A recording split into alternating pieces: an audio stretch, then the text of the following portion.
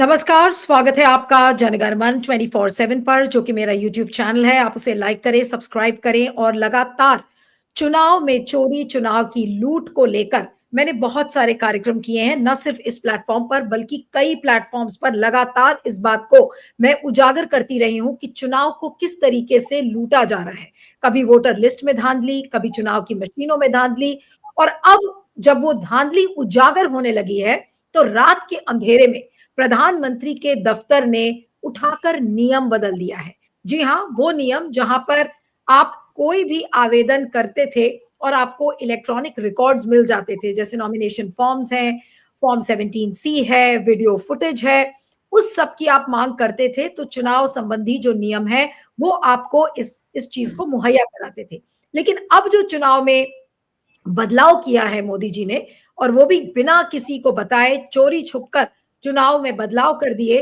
और उस बदलाव के से अब क्या होगा कि अब आप उन चुनाव इलेक्ट्रॉनिक रिकॉर्ड्स को आप नहीं ले सकते हैं, यानी कि वो वर्जित है, निषेध है। और ये एक बड़ा धक्का है ट्रांसपेरेंसी एक्टिविस्ट के लिए। और ये कब हुआ है, अब आपको ये भी बता देते हैं कि सुप्रीम कोर्ट के जाने माने वकील महमूद प्राचा ने कई पिटिशंस फाइल की हैं। उन्होंने रामपुर से चुनाव भी लड़ा था, उस समय से वो वीडियोग्राफी की मांग करते आए हैं।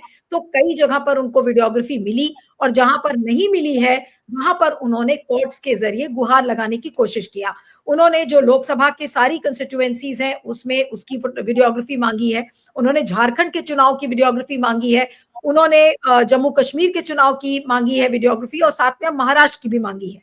तो जब इतनी कुछ मांग उन्होंने कर लिया, और पंजाब और हरियाणा हाईकोर्ट ने उनको अभी ये आदेश भी दिया कि उनको वीडियो मुहैया कराया जाए।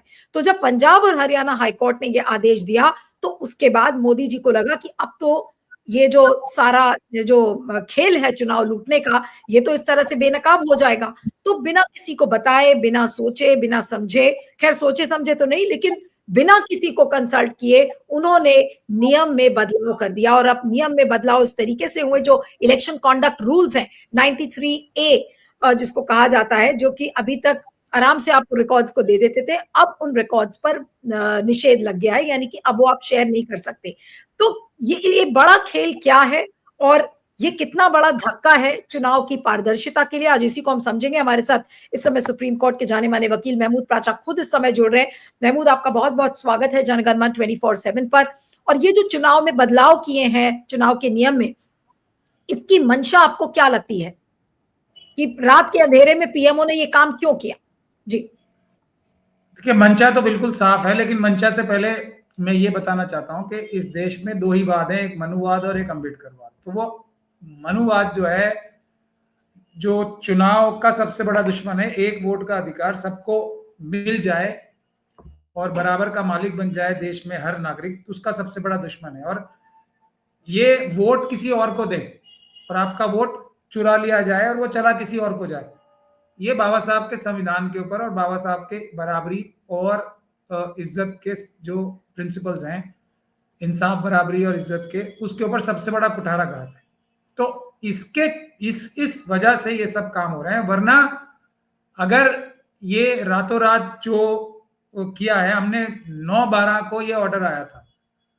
अब ऑर्डर आने के बाद, और ये 90 सीटों का एक साथ आया था, तो इसमें चुनाव आयोग ने पूरी बहस की थी। उनके वकीलों ने ये कहा था कि महमूद प्राचा जो है, ये पूरे देश में जो है ये अफरा तफरी फैल जाएगी इस वीडियो को देने से, और ये और वो। तो पर लेकिन अदालत ने ये ऑर्डर में लिखा कि बस जब तुम्हारे कानून में और प्रावधान में, ये प्रावधानों में लिखा है, तो ना देने का सवाल ही नहीं उठता। क्योंकि जो सुप्रीम कोर्ट में बताया गया, जो पूरी दुनिया को बताया जाता है कि हम निष्पक्ष चुनाव आयोग कराता है, उसकी बुनियाद ही यही है कि कोई भी व्यक्ति आपसे कोई भी डॉक्यूमेंट ले सकता है। हम तो सबको देते हैं, वीडियोग्राफी भी देते हैं, सब देते हैं। तो चुनाव की जो इज्जत है, जो उसकी निष्पक्षता है, वो तो इसी पे बेस करती है। अब चुनाव निष्पक्ष रूप से कराए होते तो वीडियोग्राफी देने में क्या दिक्कत है? मतलब ये तो उनकी ईमानदारी नजर आएगी ना वीडियोग्राफी में, पेपर्स में 17C में सारी की सारी ईमानदारी नजर आ जाएगी। तो अपनी ईमानदारी छुपाने की चेष्टा क्यों कर रहे हैं? और वो भी राजीव कुमार जी से नहीं कराई है, खुद स्वयं मोदी जी ने अपना कमान हाथ में लेके अपनी सेंट्रल गवर्नमेंट से ये नोटिफिकेशन जारी हुआ। हुँ। और रूल 93 टू, सब रूल 2 और उसका क्लॉज ए, रोमन स्मॉल ए में ये प्रावधान जो है तब्दीली की गई है। तो क्यों करनी पड़ रही है, ये तो मोदी जी बताएंगे, क्योंकि वो नहीं चाहते कि देश की जनता जाने कि कितनी ईमानदारी से वो चुनाव जीते हैं। अगर चुनाव इतनी ईमानदारी से नहीं होता तो उनकी 50 सीटें भी नहीं आती, ये दुनिया को पता लग जाएगा।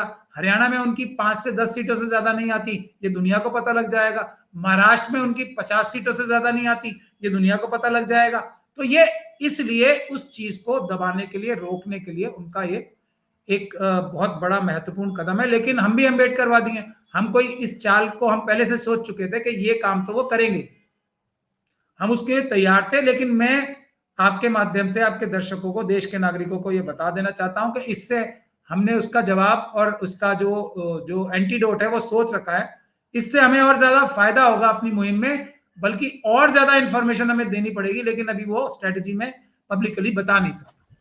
नहीं, लेकिन ये जो नियम बदले गए हैं महमूद, अब मैं आपसे ये समझना चाहती हूँ कि अब इससे क्या-क्या चीजें नहीं हो पाएंगी। जैसे अभी तक था, नॉमिनेशन फॉर्म्स हैं, फॉर्म 17C है, उसके अलावा और भी कई पोल रिलेटेड डॉक्यूमेंट्स होते थे, वो आरटीआई के जरिए मिल जाते थे या उसको कोई ना कोई तरीके से उसकी इंफॉर्मेशन मिलती थी। क्या अब ये जो नियमावली बदली गई है, इसके वजह से अब ये कोई भी डॉक्यूमेंट आप जैसे लोगों को या किसी भी एक्टिविस्ट को अब नहीं मिल सकता है? अभी तो ये मेरा जो हाई कोर्ट का ऑर्डर है उसको न्यूट्रलाइज करने के लिए ये आदेश पारित किया है, और ये 20 तारीख को किया है, जिस दिन पार्लियामेंट जो है उस दिन आखिरी दिन था पार्लियामेंट के इस सेशन का। और क्योंकि समय उसमें सीमा है, उसको निरस्त करने के लिए किया गया, लेकिन उसमें ये सफल नहीं हो पाएंगे। लेकिन इनकी चेष्टा यही है कि ये सारी चीजें ना मिल पाए। लेकिन मैंने जैसे आपको कहा ना, हमने इसका जो एंटीडोट या तोड़ सोच रखा है और उस पर हम कार्रवाई करेंगे, ये चीजें मिलेंगी। इसके अलावा इलेक्शन कमीशन जो है, राजीव कुमार जी, और भी छदम रूप से चोरी छुपे बहुत सारे गलत आदेश पास कर रहे हैं, लेकिन उसका भी हमें फायदा ही होगा, क्योंकि हमारा वो जो हमने एक एफआईआर करा रखी है पार्लियामेंट स्ट्रीट थाने में, जो एफआईआर कराने के लिए दरखास्त दे रखी है, वो अदालत में चल रहा है मुकदमा। अब हमारे पास एक सबूत और आ जाएगा कि अपने सबूत खुद मिटाने के लिए चुनाव आयोग ऑफिशियल लेटर्स और ये इस प्रकार की कार्रवाई कर रहा है। सेंट्रल गवर्नमेंट खुद सबूत मिटाने के लिए, सबूत छुपाने के लिए इस प्रकार के ऑर्डर्स ला रहा है। तो ये तो हमारे लिए एक तरीके से बहुत उपयोगी भी साबित होगी, क्योंकि अम्बेडकरवादियों के पास मनुवादियों से दिमाग थोड़ा एक्स्ट्रा ही होता है। लेकिन मुझे ये बताइए कि मोदी जी ने इस चीज को, नियम को बदल दिया। उन्होंने कम से कम राजीव कुमार को तो ये बताया होगा, या राजीव कुमार को भी अंधेरे में रख के ये काम किया है, क्योंकि उनको ये लगा कि राजीव कुमार को बता देंगे तो कहीं गड़बड़ ना हो जाए। तो कम से कम राजीव कुमार को तो बताया होगा, या खुद से ये डिसीजन ले लिया कि हम रातों रात ये बदल देते हैं, या फिर राजीव कुमार ने उनको सुझाव दिया हो कि देखिए भाई, महमूद प्राचा इस तरीके से बार बार ये पिटिशन फाइल कर रहे हैं, और अगर आपने कुछ नियम नहीं बदला तो या तो राजीव कुमार के कहने पे किया है, या उन्होंने राजीव कुमार को डाक में रखकर ये काम किया है। आपको क्या लगता है? क्योंकि अचानक से लिया हुआ ये डिसीजन कि चुनावी रूल्स में बदलाव कर देना, ये कुछ बात हजम नहीं होती। देखिए, ये तो मैं अंदाजा ही लगा सकता हूँ, लेकिन जहां तक मेरा अंदाजा है, वो कितना सही है या गलत है, लेकिन हम पॉसिबिलिटीज तो सोच ही सकते हैं। सबसे पहले तो इस प्रकार का कोई कानून बदला जाना चाहिए, तो उसमें जो सबसे बड़े स्टेक होल्डर्स हैं, देश की जनता, उनसे पूछा क्या किसी से? नहीं।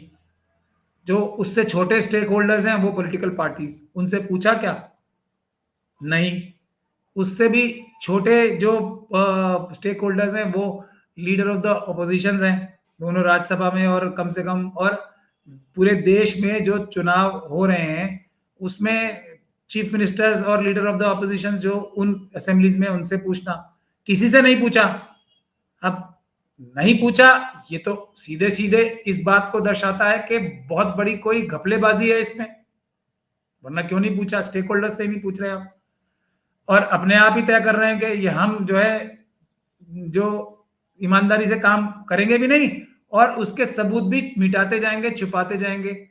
जैसे हाथरस की बच्ची का सबूत मिटाने के लिए उसकी लाश को रातों रात जला दिया था इन्हीं अधिकारियों ने मिलकर, जो जो यूपी के भ्रष्ट अधिकारी हैं उन्होंने मिलकर। तो ये उसी प्रकार का कार्य है ये।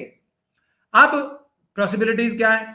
एक पॉसिबिलिटी तो ये हो गई कि राजीव कुमार जी मोदी जी के सामने गुहार लगाने गए हो कि अब मेरे बस का नहीं रहा, महमूद प्राचा ने तो आदेश कोर्ट से ले लिए हैं, और एक दो के नहीं, 1 2 3 तो मैं देता रहा था, लेकिन अब तो 90 और उसके बाद दूसरी जगह महाराष्ट्र में मुझे 288 में देने पड़ेंगे, झारखंड में देने पड़ेंगे सारी सीटों पे, 90 सीटों पे, हरियाणा में तो देने ही पड़ेंगे, जम्मू कश्मीर में, और लोकसभा की भी 543 सीटों के देने पड़ेंगे।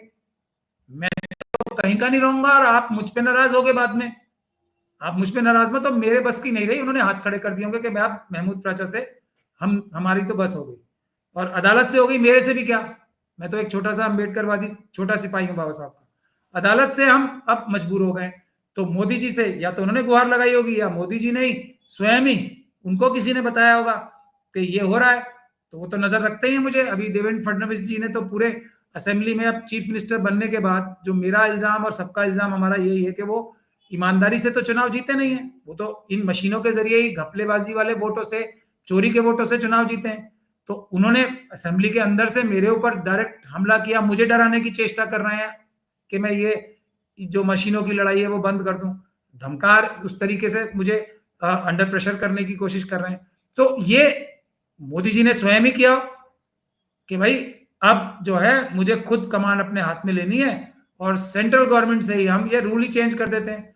आप क्या अपने लेवल पे छोटी छोटी करते रहोगे, ये हम बुलडोजर लाके अदालत के आदेश को बुलडोज कर देते हैं। तो ये बुलडोजर की कार्रवाई है जो मोदी जी ने अपने मतलब सेंट्रल गवर्नमेंट के से ही किया, वरना इसके दूसरे बहुत तरीके थे जो राजीव कुमार जी भी इस प्रकार का कार्य करने की चेष्टा कर ही रहे हैं और बहुत सारे काम कर रहे हैं, लेकिन उसमें वो खुद ही अपने जाल में फंसते जा रहे हैं। और अब इस जाल में मोदी जी भी फंस जाएंगे, क्योंकि ये ईमानदारी से किया गया फैसला नहीं है किसी भी प्रकार से। लेकिन अब आप आगे की लड़ाई आप कैसे देखते हैं? अगर चुनाव में, अभी तो दिल्ली के चुनाव होने हैं, उसके बाद बिहार का है, बहुत सारे अब राज्यों में जो जहां जहां चुनाव है, अलग अलग जगह पे कहीं चुनावी मशीन में गड़बड़ी है, कहीं पे वोटर लिस्ट के नाम, लोग वोटर्स के नाम डिलीट हो रहे हैं, कहीं पर ऐड किया जा रहा है। ऐसे में ये लड़ाई अब कितनी और कठिन होगी? कठिन है, या आपको लगता है कि अब और बेनकाब हो रही है मोदी सरकार और आपकी लड़ाई आसान हो रही है? किस तरह से देखेंगे? लेकिन एक तरह से हमारी लड़ाई आसान हो रही है, लेकिन हमारे जो साथी हैं बहुत मुट्ठी भर है।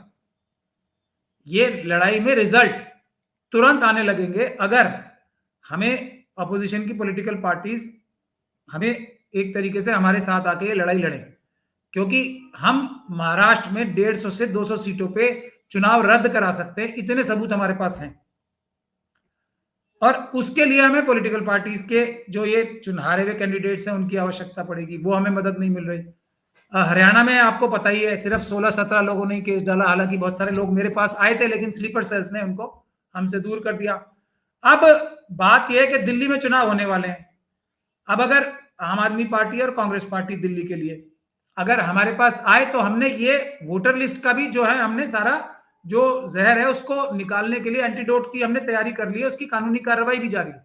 लेकिन अगर पॉलिटिकल पार्टीज आएंगी तो उनकी से भी ज्यादा होती है, और वो एक तरह से बड़े स्टेक होल्डर्स हैं चुनाव में, तो हमारा काम बहुत आसान हो जाएगा और दिल्ली में ईमानदारी से चुनाव हो जाएंगे। मतलब अगर मशीनों से भी चुनाव होंगे तो उसका जहर कम से कम हम करने की सामर्थ्य रखते हैं। लेकिन अब वो आएंगे नहीं आएंगे ये उनके ऊपर है।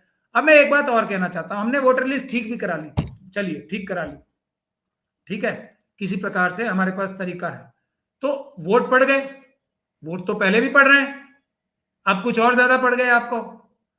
जब गिने जाएंगे वोट, वो तो मशीनों वाले वोट गिने जाएंगे ना, जो धांधलेबाजी वाले वोट हैं, यही तो इल्जाम लगा रहे हैं हम। इसी प्रकार से बिहार में जो आरजेडी पार्टी है और जो कांग्रेस पार्टी है, उसका भी हम वोटर लिस्ट भी वहां ठीक कराने के लिए कार्रवाई कर सकते हैं, और चुनाव में ये जो चोरी की मशीनें हैं उसका इफेक्ट करने की भी कम कोशिश कर सकते हैं, जिससे इनके जीतने की संभावना बन जाएगी। और मैं ये बात पूरी जिम्मेदारी के साथ कह रहा हूं कि नीतीश कुमार जी की तो फिर भी थोड़ी बहुत सीटें आ जाएंगी, भारतीय जनता पार्टी का तो चुनावी सुपड़ा साफ हो जाएगा बिहार से, अगर हम लोगों को एक टीम बनके हम लोग आरजेडी और कांग्रेस के साथ हम उनकी कानूनी मदद कर सकें और उनको कुछ टेक्निकल एस्पेक्ट्स बता सकें। पर अब ये उनके ऊपर है कि उनके स्लीपर सेल ज्यादा भारी पड़ते हैं या उनको चुनाव में बीजेपी को हराने की इच्छा ज्यादा भारी पड़ती है, ये तो अब उन्हीं के ऊपर है ना, उनकी हाईकमांड के ऊपर है, इसमें हम क्या कर सकते हैं। जी, मेरा बस आखिरी सवाल है कि ये जिस तरीके से नियमों को बदला है मोदी जी ने, वो भी पर्दे के पीछे, इस पूरी कवायद को आप क्या कहेंगे अंत में? जी